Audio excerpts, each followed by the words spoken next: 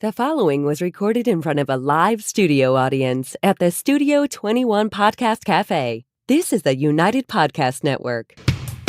If you're building or buying or selling a home, the Real Estate Crew's got news for you at the Real Estate House Party. With attorney Rick Carter, Real Estate House Party. paralegal Kathy Holtshouser, Real Estate House Party.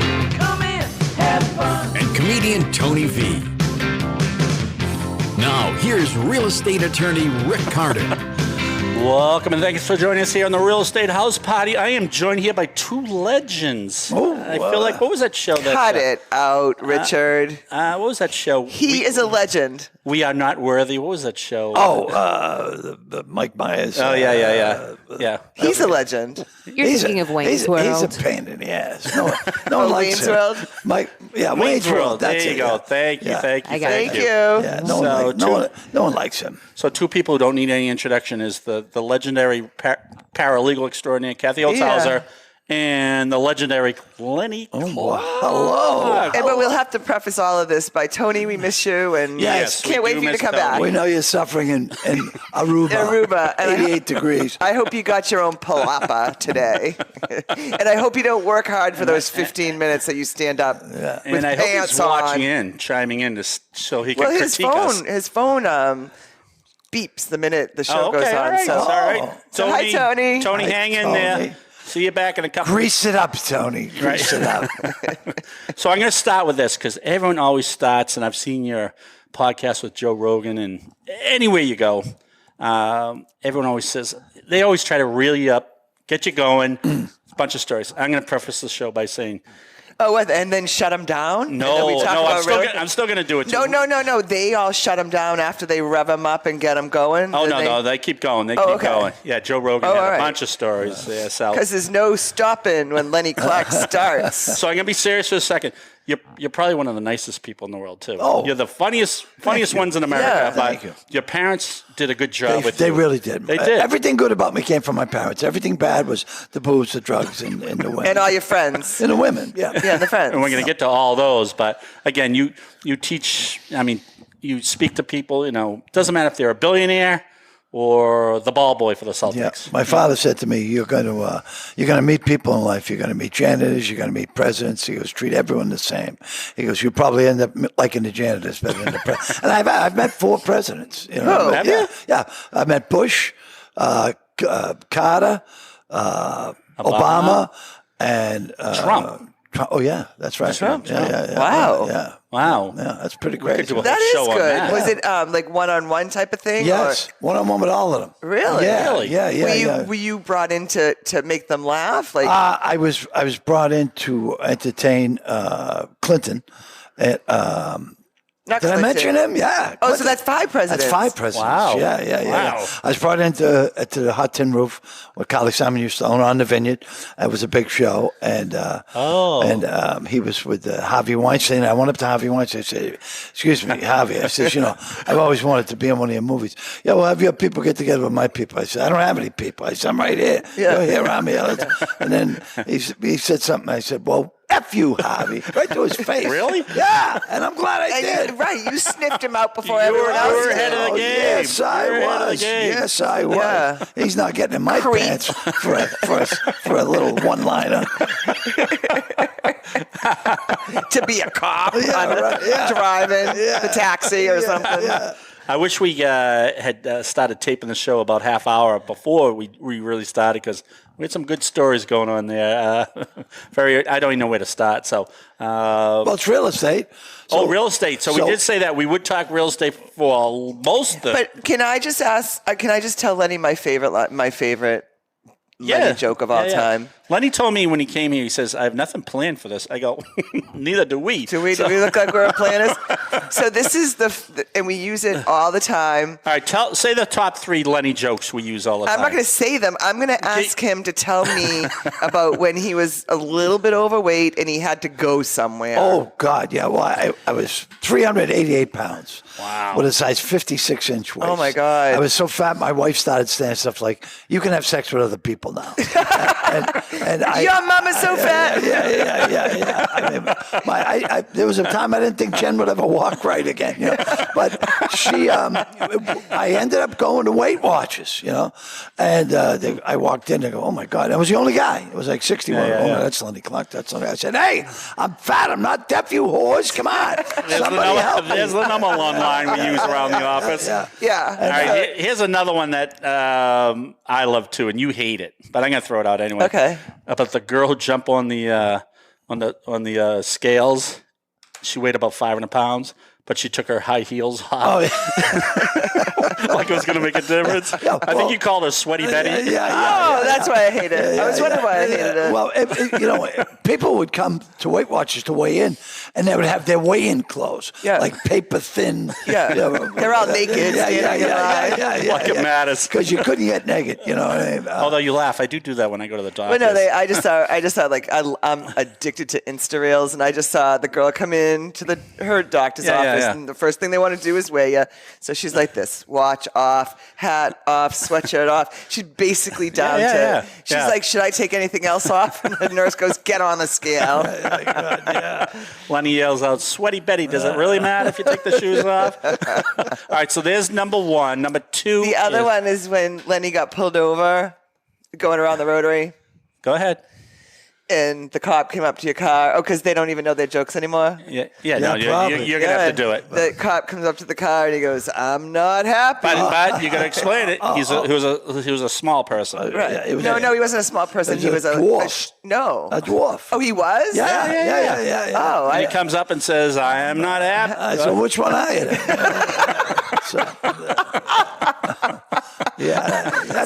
We use that a lot too. We use that one a lot too. I didn't realize that he was a little. And what's the third one? I mean, we use them all the time. The cape. Oh, the cape. Oh, God. I always say I didn't even. I had sex with one guy, but I needed a ride to the Cape real bad. I'm teasing. I didn't need the ride. Now, the best joke you have, you only say this for a few of your favorites, is the difference between hypothetical and realistically. Oh, yeah. You know, Should we do that one? I don't even remember this one. That's actually not my joke. That's like a street joke that's been around. It doesn't matter the way you do years. it. I have a special way of doing it. You know, but a kid comes home from school, says to his dad, I'm a moron. He goes, don't talk like that, son. You're a good boy. What's wrong? Well, the teacher's asking questions in school. I don't think I'm going to pass. He goes, run one of the questions by me. He says, okay, what's the difference between hypothetically and realistically? And the father goes, that's a good question. He goes, go out in the kitchen, ask your mother if she'd have sex with a total stranger for $1 million. So he goes, hey, Mom, would you have sex with a total stranger for $1 million? She thinks about it. She says, yeah, I think I would. She said, Dad, Mom said she would go upstairs, ask your 18-year-old sister if she'd have sex with a total stranger for $2 million. So he goes up, kicks the door, sis, would you have sex with a total stranger for $2 million? She says, in a heartbeat. So he goes, Dad, they both said they'd do it. He said, okay, hypothetically, we're sitting on $3 million. Realistically, we'll live with a couple of whores. That's Belichick's favorite joke. Oh my God! You got a snort out of her, so that's with 8 minutes in. That's like a 5-star review if you get a snort out of her. Oh my God! I forgot that one. I saw Chrissy chuckling over there too. So where do we begin with some of these stories? I know, but real first estate. of all, he lost all that freaking weight. Yeah. Like that's amazing. You look amazing. Thank you. You're so sweet. But you've also had some health issues and stuff, and you're still kicking. Oh God, man, yeah, I am playing with house money. I mean, I had, in the last 2 years, I had a massive stroke, 2 heart attacks, one minor, 1 major, and I mean, I'm on all sorts of medication now. Weren't you skiing when you had a heart attack? Yeah, I was skiing, and then I went and they took me to this trauma center, and then they got me back in rhythm. They zapped me and everything, and they put me on medication and got my heart back going. I said, I got to leave. And they said, why? I said, I'm staying at the Beaver Creek Hyatt Regency. I got a suite that's like, what, $2,500 a night. I'm not staying here. I go, you need this room for the broken leg people and the broken nail. Let them in. They go, we can't release you. I said, well, you can't keep me either. I said, so I left. That's awesome. The best part of one of those stories that he was in the hospital is Ryan. My Ryan played softball in his softball team. Yep. and I think somehow you called down to the team. I did. You said, I'm in the room. You're going to see me flashing the light. Yeah, so I was flashing lights, and then I put my ass against the window. Like the Tony Could they see it? Pressed ham. Yeah. Oh, yeah, they could see it. They were laughing. It was right across. It was right across from the Mass General Hospital. Yeah. We're playing it out. Yeah. That's awesome. Only Lenny could do that on his, as he's in Mass General. Yeah. Right. Oh, I love Mass General. Oh, yeah. They treat you good. They've kept me Don't alive. you have some conditions you have to talk to the doctor about? I forgot what you were telling us once there. You He's not that kind of doctor. They wanted to do something nice for me, because I've raised so much money for them. And I said, well, yeah, the only hospital in the country that does penis transplants. And it's just, maybe I like a big black penis. What's the worst that can happen? I have sex with a Kardashian? I also want to have my eyes done, because late at night when I'm reading, they droop a little. We can do that in our office. But we'll take you by the Cockatorium, whatever it's called. Pick out something nice. And, Pick out something just nice. go up and down the aisle. Yeah. Ooh. Oh, God, but you're feeling good now, right? I am. But I was saying, I'm on so much medication, and a cop pulled me over tonight. He said, any drugs in the car? I go, yes. As a matter of fact. First time you could say it legally. Goes, what? I go, yes. So I reach over and I pull out my multicolored gay pill box. Monday, Tuesday, Wednesday. Yeah. And he goes, what are these? I go, I don't know. This one makes you forget. This one helps you remember. This one keeps you from being bound up. This one helps you pee. This one, I can't. Right. No, because as you get older, as you get older, in all the medication, it can screw you up. So I had to have this Flomax to help. When you get older, it helps you pee. But if you take it, you don't have any semen. So you're without semen. So if you're with someone who's really into semen, it's like a letdown. Right. Before it's like you're shooting. So would you like semen or peeing? Which would you like better? Well, it's not a matter of it's a need. Right. It's a need. I need. Yeah. I need to pee. Yeah, you got to, because you got to try and time this stuff. Sometimes you go on stage, I'm up there for an hour. I go, oh my God. I used to have to time myself when the drugs would kick in. Now I have to time myself when I go to bathroom breaks. The beauty of getting They were old. telling me, I saw somewhere or whatever. Maybe they were interviewing or something when they were getting you off drugs. Yeah. Did Don Gavin stuff you in a cooler? Oh my God. Oh, that story is the first night Mike took over to Ding Ho. Yeah. I was pretty lit up. And Mike goes, you're not going on tonight. I go, what do you mean? Oh, yeah, I'm your big brother. I got you the job. I go on whatever I want. Don Gavin goes, Mike. come with me. So they took me into a cooler. They put out a bunch of blow. And we're doing lines. The guy goes, I'll be right back. So Don goes out and I'm doing line. I hear click and I go. They locked me in. And I'm trying to push it, and I'm locked in the cooler. And then I'll show them. So I started drinking everything: champagne, beers, wine. Did they find you on the floor when they found you? They found me passed out. And You must have been freezing. Wrapping myself in cardboard boxes. It's like a wino, And I So needless to say, you did not go on stage I that did night. not go on, and I said to Mike, I just said, you were right. And was that that was your last hurrah? No, there were many more hurrahs after that, but that one was a game changer. That was a game changer. Yeah, could you mind Didn't you say at one point that they took you away during a big bender you were going through? Oh, yeah. I was on a lot of benders. You had some bet with some, with one of your friends, and to see how many bars you could go to. Oh, yeah. That you could not get charged at. Yeah, not get recognized, Oh, you get recognized, but not charged. Yeah. It was after I filmed the movie called Southie. I had just killed two guys in the film. Oh, yeah. And, It's TV, let it go. Right. And we were going, but Lenny. So we finally went into this one little bar, and the guy didn't know me. I go, we're all set, And he goes, hey, are you Lenny Clarke? And I went, oh, shit. So you had to keep drinking. I had to keep drinking.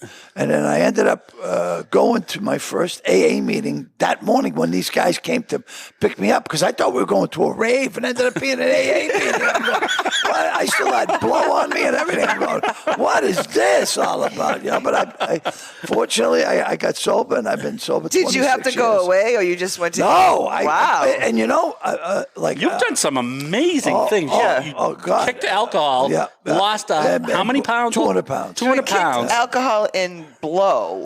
And grass. And grass. And do we have time?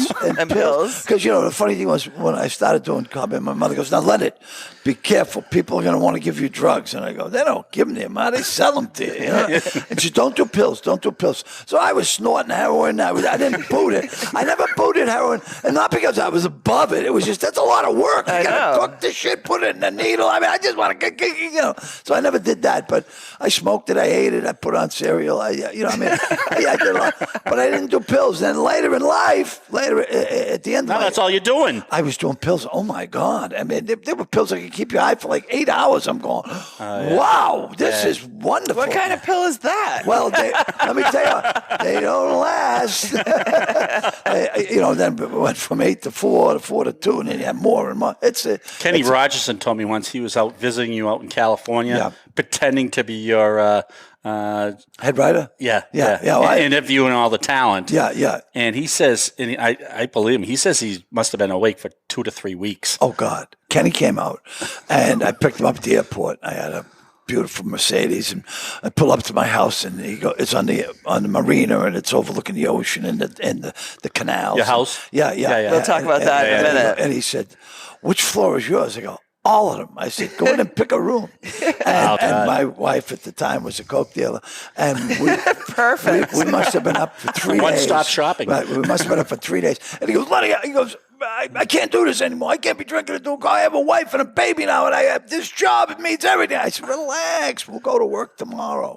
So we went to work tomorrow. Which isn't really tomorrow. We went to work. We drive into the studio, and my spot's at the top of the roof, Mr. Clarke, but right next to Murray Povich. And I used to torture Murray Povich. I bet you did. Inside Edition. Screw you guys. We got better ratings. And they said, Lenny, you've got to stop torturing the Inside Edition people. Right? So... Especially Maury. So we go to my... He's very serious. We go to my office, and I have 2 secretaries, and a big office with 3 couches. Are they coke dealers, too? No, they were all they're very professional people. I had no idea what they were getting into with Mr. Clarke. So Kenny goes, why do you have 3 couches in your office? I said, because I get a nap. I said, someone else wants a nap. They can take it. And so he goes, Lenny, I'm very serious. I said, okay, they're ready for you, Mr. Rogerson. I said, come on, I'll walk you down. So I open the door. I go, Ken, this is Ken Rogerson, and go in. And he sits down, and they didn't say anything. They just sat there, and I'm going, oh, my God, they're going to fire me. And they said, basically, Kenny, your job is to keep Lenny happy. And he went, oh, my God almighty. So they had about a 45-minute meeting. They gave him an office, secretary. No. He says, Lenny, I can't type. I said, you got a secretary. She'll type for you. The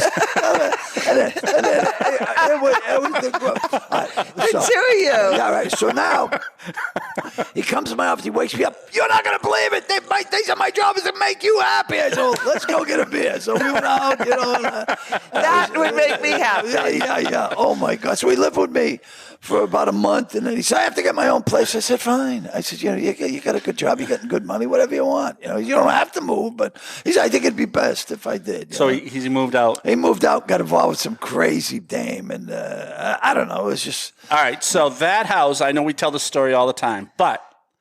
Didn't you need to get a mortgage on that house? Oh, great. One of the greatest stories about that.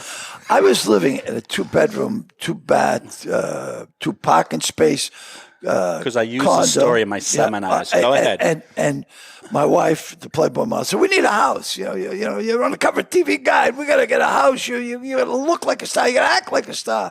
I said, all right. So she went looking for homes 2 blocks away, and she found a $3.2 million house on the canal overlooking the ocean. And this is the 1980s. Yeah. Probably worth about 30. Right. And they...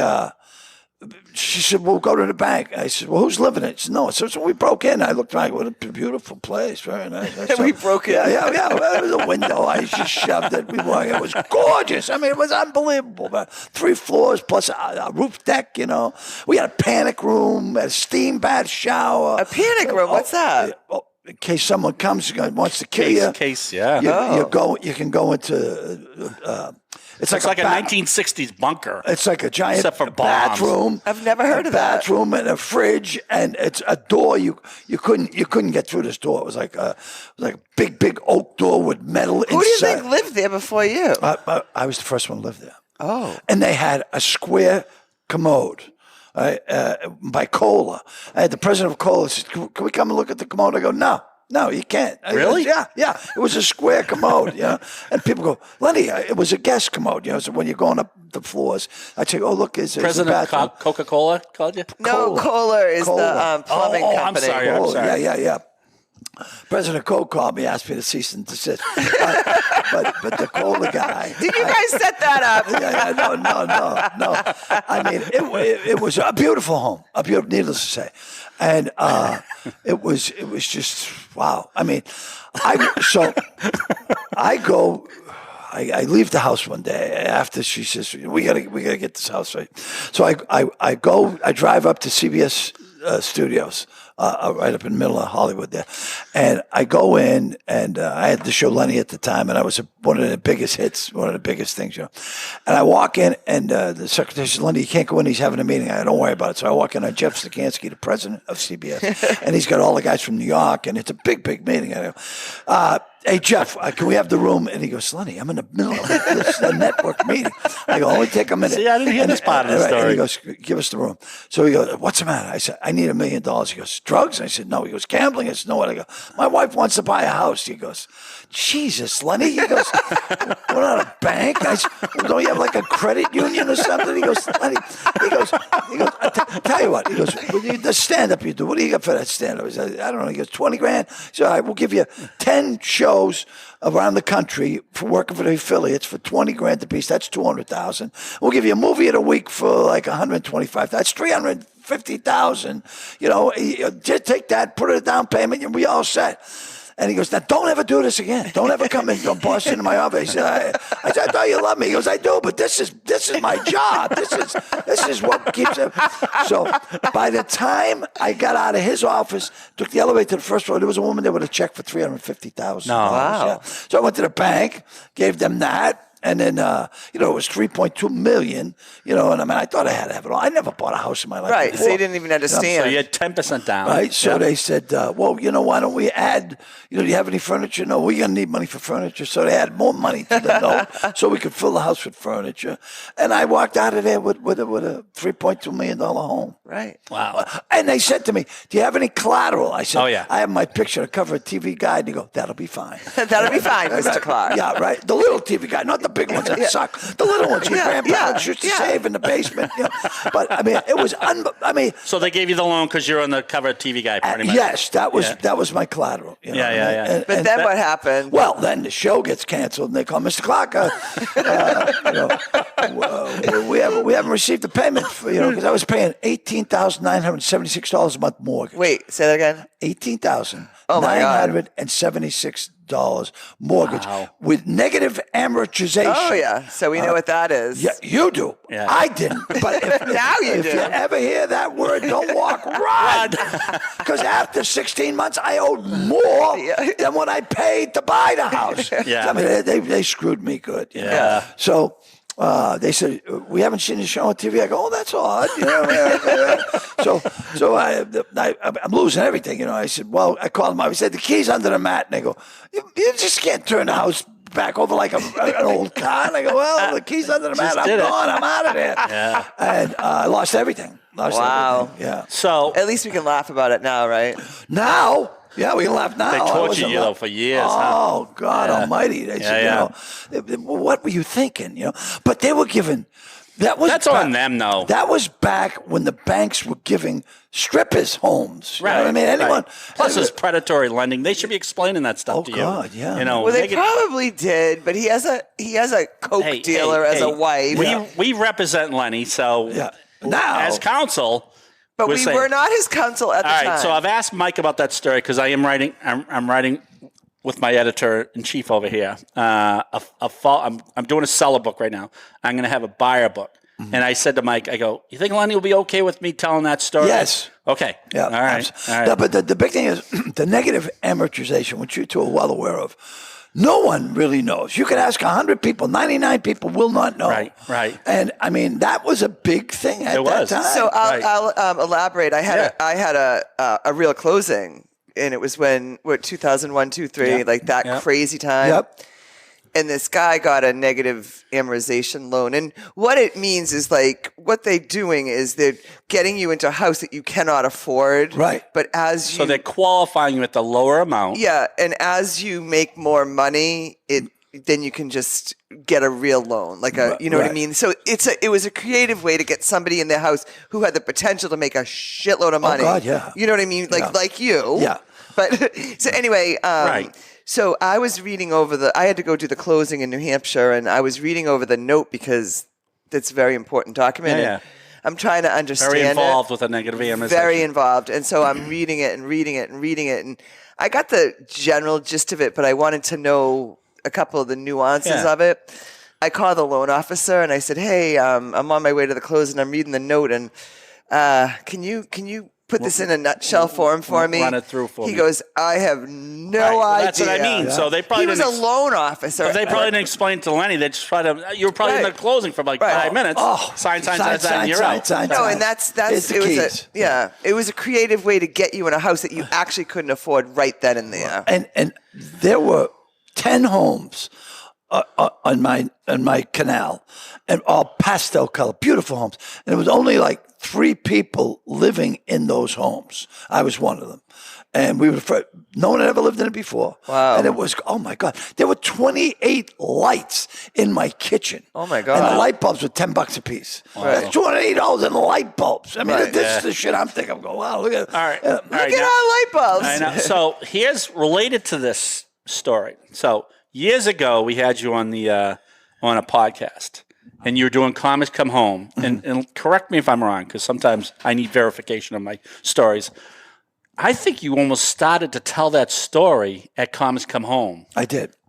I said that. I said, Because I feel like we had you on here a long time ago, and and you wanted to talk about negative. That was one of your questions. Yeah. And you Yes. started in front of 20,000 people. Yeah, I saw you. You go, because you were just on our podcast, and then you were talking about negative amortization, and you're thinking, I might lose a few of these people, but I'm saying, oh, that's unbelievable. He's going to talk a negative amortization stories in front of Boston Garden. It amazes me, and I do. And I talk to real estate people when I'm in real estate. I go, really? What's the deal with negative amortization? It stuns them. They go, They don't know. They don't know. Yeah. That's what you were trying to do to us that time. I No, remember. no. I remember. You were sitting right here. No, I wasn't. You were trying to trip us up. No, I wanted to know how I screwed myself so bad. Yeah. You know. The other thing they never did right, too, and it's probably way too late now, Truth in Lending, they never disclosed correctly now. Right. They're all over it now, but I'm sure they did a lot of things improper on that closing itself. So What's the interest rate now? Right now, today? I don't know. it's a good High. question because it was It keeps projected to come down. Right. They're hoping to be in Fluctuating. the 5s by June. They came down, but then the Fed said, we're not going to lower the prime as quickly as we thought. Everyone gets spooked. It was going down. It was low 6s. Now it's bounced back up. Yeah. To what? It's not that bad, but it's still 6.5. It's not. So, but in the real world, 6.5 actually isn't a bad interest No, rate. no, But no. since everybody had a couple of years during COVID of having 2% interest rates or 3% interest rates, it seems really high. Well, it was. I saw someone, Brian Callen. He was on Rogan's podcast, and he says, "You know why in New York they have all those buildings and they're empty?" Yeah. Yep. He goes, foreign nationals come and they buy Right. that property, Right. $1 million apartments, and they never live in them. Right. And what Right. they do is they borrow the money to pay for that, And then Right. I mean, it's brilliant. Especially when years ago, when they were in the 2s and 3s. Right. That was Right. like free money. So I know. Now, you're right. when Carter was in, wasn't it up into the teens? God, yes. Oh yeah, we had Yeah. amortization books. Like we didn't have Yeah, yeah, yeah. computers Yeah, that yeah. had it all the way up to like 21%. Yes. Yeah. Yes. Oh my. But remember, you could buy a house for $25,000 at a lot of places around here. And the so. book didn't go under like 7 or 8%. 8%. Yeah. So, My God. Yeah. so then they had to reprint books as the interest rates were going down. But then we got computers and You know what? We didn't get to half the stuff I wanted to get to. Can you come back next week? Of course I will. Should we? Yay. Should we get him back? And because I got to talk about the extended family. Yeah. I love that show. Oh, I'm glad you do. I love that show. I think it's one of the most well-written shows I've ever been Oh, really? God, they're brilliant. And next week, I'm going to have my suggestions on how to really put it over the top. That sounds fabulous. Because you know I'm an expert Yeah. on that. Yeah. Thanks for joining us here at the Real Estate House Party. Two legends, Kathy H. and Lenny Clarke. What a pleasure. Oh, Mike, I love you, Kathy. I love you. You're my Donna. See you next week. From Suits. The views and opinions expressed by the hosts, guests, or callers of this program do not necessarily reflect the opinions of the Studio 21 Podcast Café, the United Podcast Network, its partners, or affiliates.